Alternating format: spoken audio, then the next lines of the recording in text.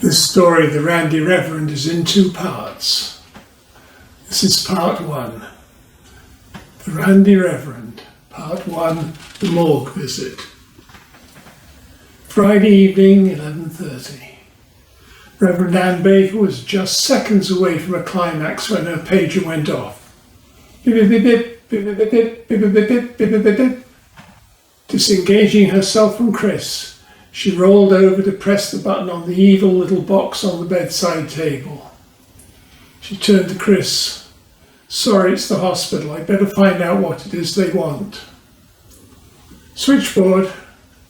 It's Ann Baker, the on-call chaplain. You just paged me."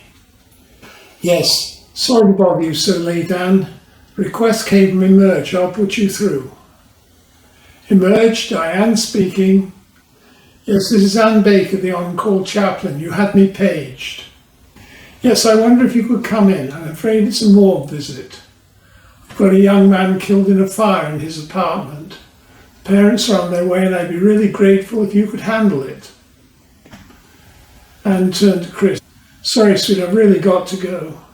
I'll be back as soon as I can." As she drove towards the hospital, her frustration and anger mounted. "The only time I get to be with Chris, the damn pager goes off. Why the hell shouldn't I have as fraught a sex life? 42 years old. Chris lives 100 kilometres away in Toronto. Can't just have Chris move into me. Will you do your best to pattern your life so that you can maybe a wholesome example to your people?"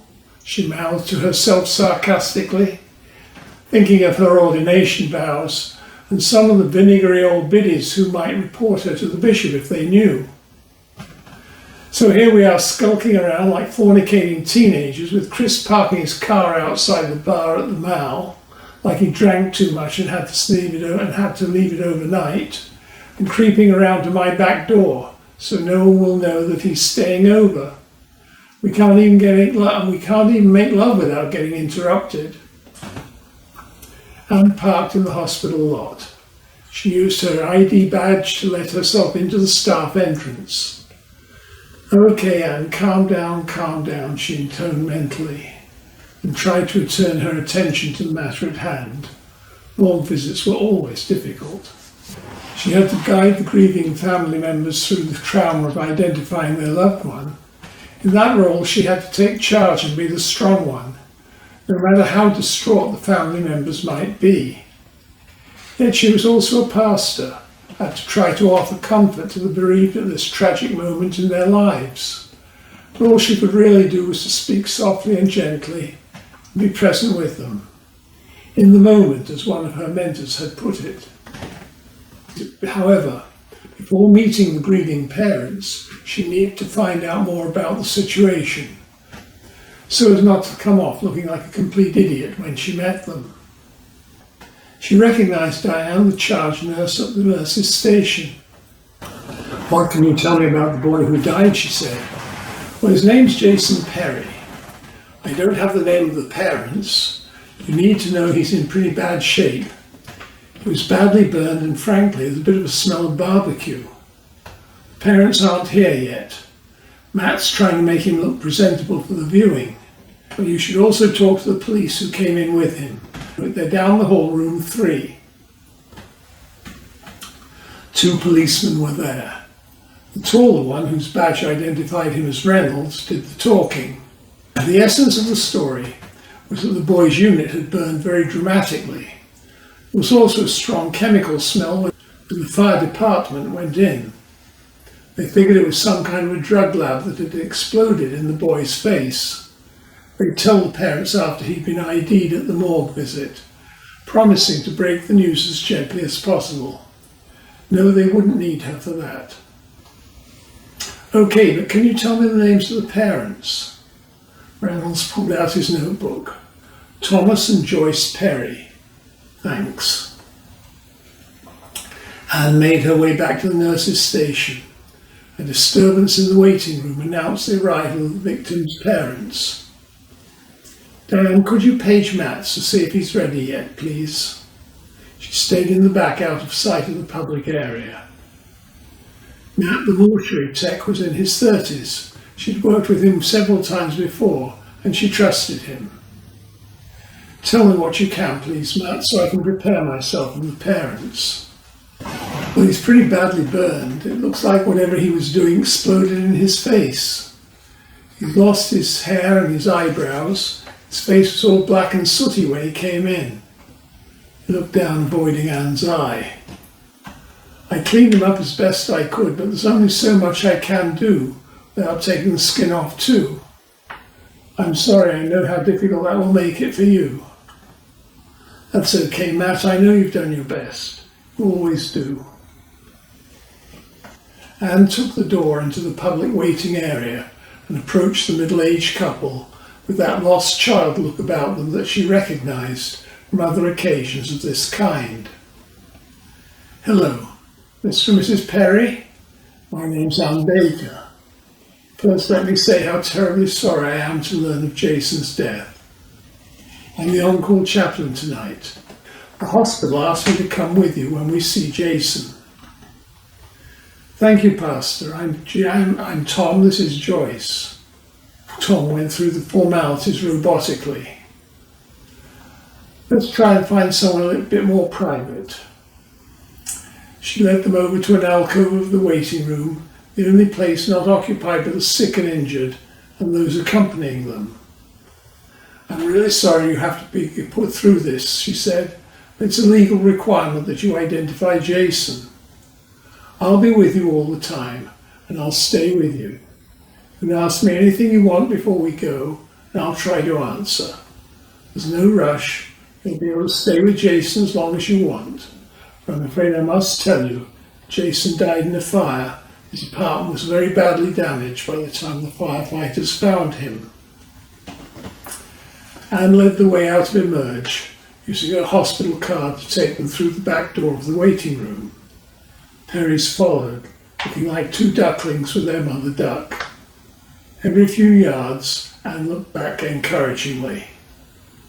From Emerg, they went into the non-public part of the hospital, down in the staff elevator with its admonitions to the staff to get their flu shots, then along a long corridor without any hospital signage and painted in nondescript off-white.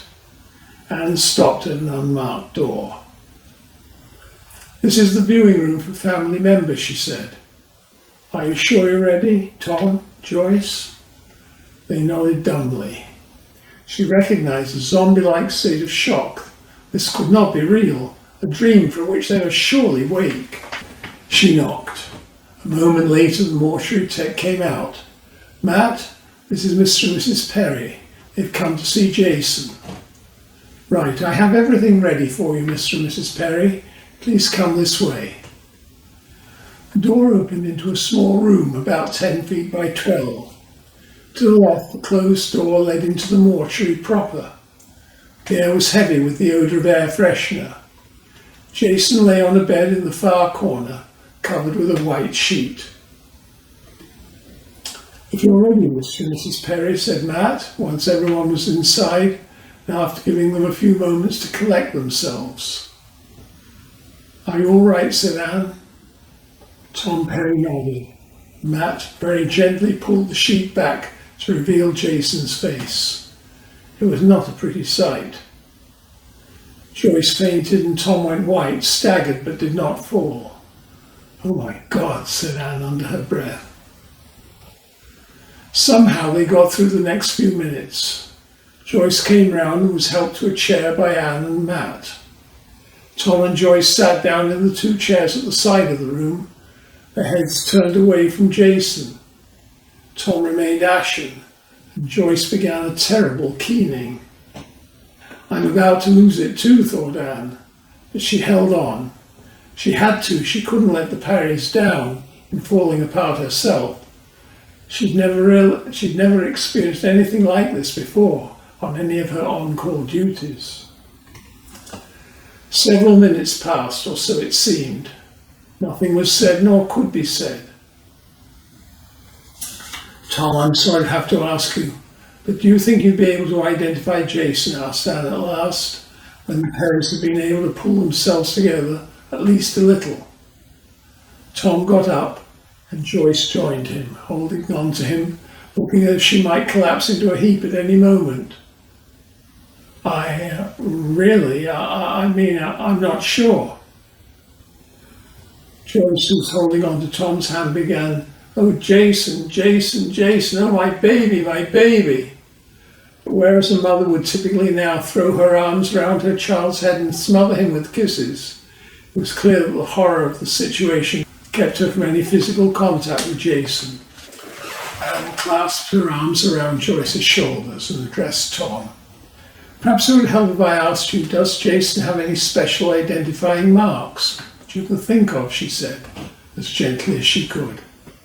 "Yes," said Joyce. "Tommy has that tattoo on his left arm." Luckily, the left arm was the one closest to them, and Matt moved the seat down, exposing Jason's arm, shoulder, and part of his chest, which mercifully were unscathed, to reveal a dragon tattoo on his upper arm. "Yes, that's it," said Joyce, who seized Jason's arm and flung herself on his upper body to deliver her kisses.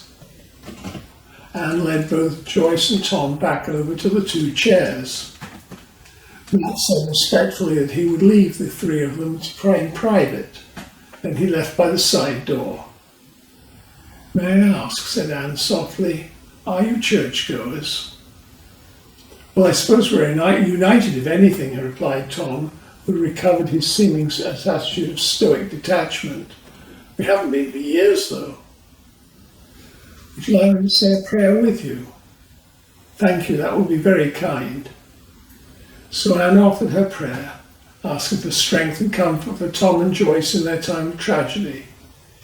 She prayed for Jason's soul to be received into God's loving presence, just as Tom and Joyce had loved him here on earth. "Thank you," sniffed Tom. "You've been very kind," he repeated mechanically.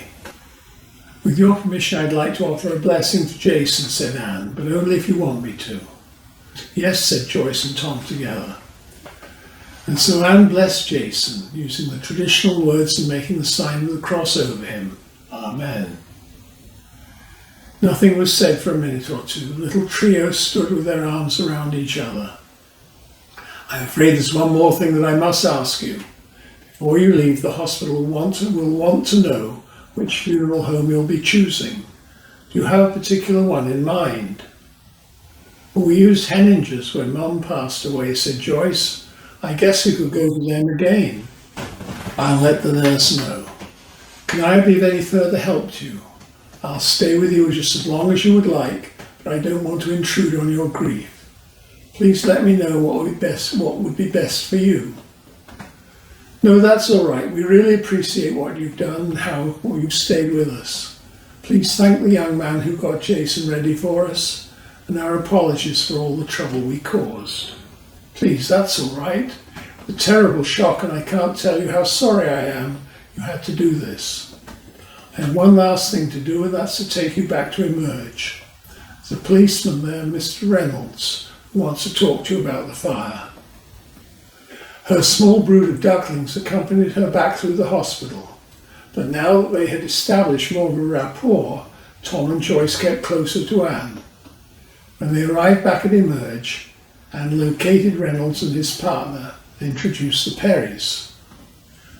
"This is Mr. and Mrs. Perry," she said, not addressing Reynolds by name, since his badge gave her no idea whether he was a constable, detective, or what, just Reynolds. Turning to Joyce and Tom, she said, "I'll leave you now.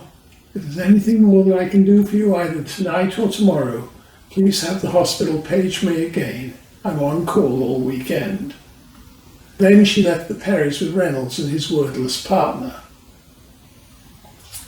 and held herself together till she got into the car, where she broke down completely. This was more shocking than anything she'd ever experienced before in all her years on call. The image of Jason's burnt face seemed to be etched into her optic nerve. The parking lot was dark and she was alone. Her body was racked with sobs and she shook uncontrollably. It was quite 5 minutes before she could pull herself together enough even to start the car for the drive home. Thankfully, because she knew her driving was so erratic, it was now well past midnight and the traffic was almost non-existent. She opened the front door quietly, crept upstairs and undressed in the dark, still shaking. As she got into bed, she heard Chris say sleepily, "Everything all right, sweet?" "Oh, Chris, I'm so glad you're here. It was awful, just awful. Hold me tight, hold me tight." Chris did not ask anything more. He assumed he would be told what Anne needed to tell him in good time. He took her in his arms. She held him fiercely, shivering and shaking and sobbing. Eventually she fell into a restless sleep. We'll continue this story with part 2, the Randy Reverend, which is entitled Living in Sin.